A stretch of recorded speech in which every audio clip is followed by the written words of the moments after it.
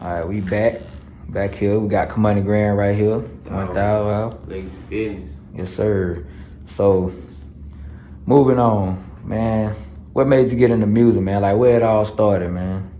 Man, the crazy thing about it, man, I got so many different parts of my life that kind of made me was like, I'm gonna do this shit. Like, I remember being young, like maybe 4 or 5. My grandma used to have I think it was a Buick or a Sabre, and she had the little 8-track shit, and she used to always play like Ozzy Brothers and all this shit. I was like, Grandma, what it is? She like, oh, this music, baby. And I was like, okay, I like that. Then it's like, it was another time to where like when I was young, like Snoop Dogg, Warren G, when they came out, like my stepdad, he had like a fucking duffel bag full of CDs, you know what I'm saying? He had just been collecting them, and he used to always keep like new albums and shit.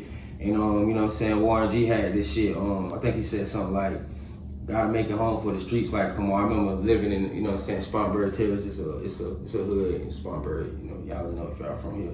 I remember being young and like just rapping that shit, and then just taking, you know what I'm saying, put my own words to it. Everybody's like, look, yeah, spit that shit, you know what I'm saying? So I was like, shit, I'm gonna be a rapper one day and shit. And then, you know what I'm saying, my brother, he was disabled. We had cerebral palsy, rest in peace to my brother. And I was just always looking at it like, how the fuck can I get some money? You know what I'm saying? I'm saying my mama struggling, you know, my stepdaddy, he in the picture, you know what I'm saying? And shit like that. When I was younger, he in and out, they going through their shit. I'm like, damn, we need some money, we ain't got shit. You know what I'm saying? I'm seeing all these kid rappers and shit, you know what I'm saying? All these stars. I'm like, man, I'm gonna fucking grow up and be a rapper. I'm gonna goddamn get a bag, get some type of surgery to help my brother, you know what I'm saying, with his seizures and all that shit. So that was really the reason why I started rapping that, you know what I'm saying? I like music, and I wanted to get rich for my family, and I felt like, you know what I'm saying, I could be a star, like, cause everywhere I went as a kid, you know what I'm saying, I was always getting some attention, and somebody was like, oh, you look like somebody and shit like this. So I was just like, well, fuck it, you know what I'm saying? That's what I want to do when I grow up. If sports don't work, cause I ain't the biggest nigga, and in reality, at the time, I didn't really know too many people who made it on sports. The first nigga I really knew from my city to make it off, or make it to the NFL with Steve Davis and shit. So I was just like, sports ain't reality. Fuck it, I'm gonna be a rapper. Yeah. Oh yeah. So when I picked up on you, you know what I'm saying, it was back in like 2012. You had an album called Carolina Gangster. Yeah. You know what I'm saying? What was that whole process like?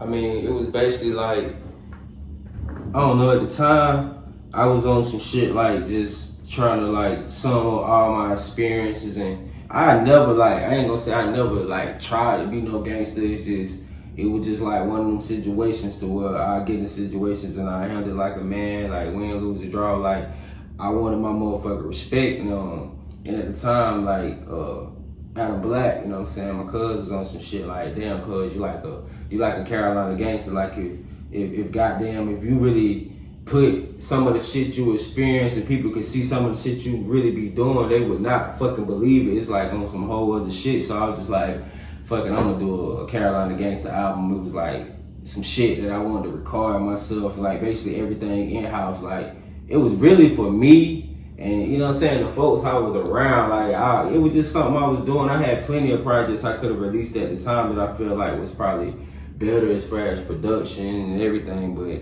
it was like, okay, I've been doing this CME shit. Everybody kind of like bite my swag. Let me just do something to motivate everybody on my team to get out there. So it was like I guess like a blueprint for the team to be like, okay, this is how we can release our music digitally, and this is the requirements that you got to do for the graphics to make sure everything falls to your position in the world. Just little shit like that, a learning process and shit. And I feel like it was straight because after that, we like took off, you know what I'm saying? Everybody was dropping. Like, I feel like the shit got better from that first project. Yeah. Okay. You had a label, or still have a label, CME. Yeah. From my understanding, you had like 15 guys on the roster. Like, man, can you talk about that situation and how it got to where it is today?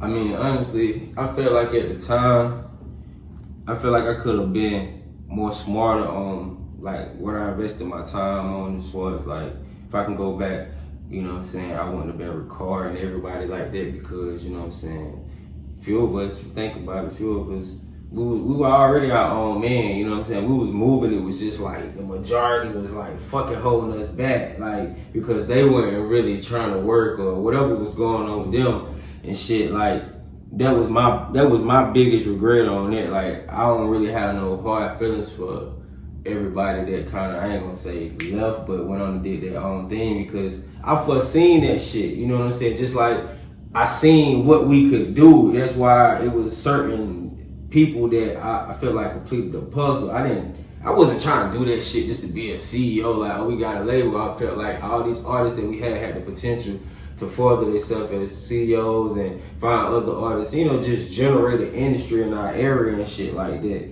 But I don't think they really understood the vision. A lot of people probably felt like, oh, well, he just trying to be the boss of us. And sometimes I feel like my passion get confused for aggressiveness. Yeah.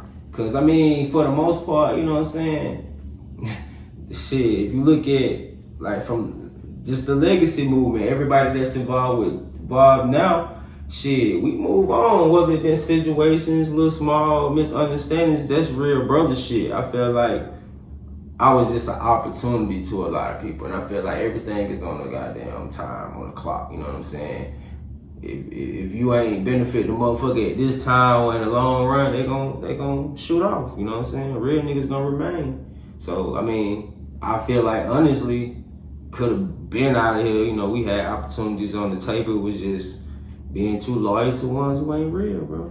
That comes with the game. Like, you know what I'm saying?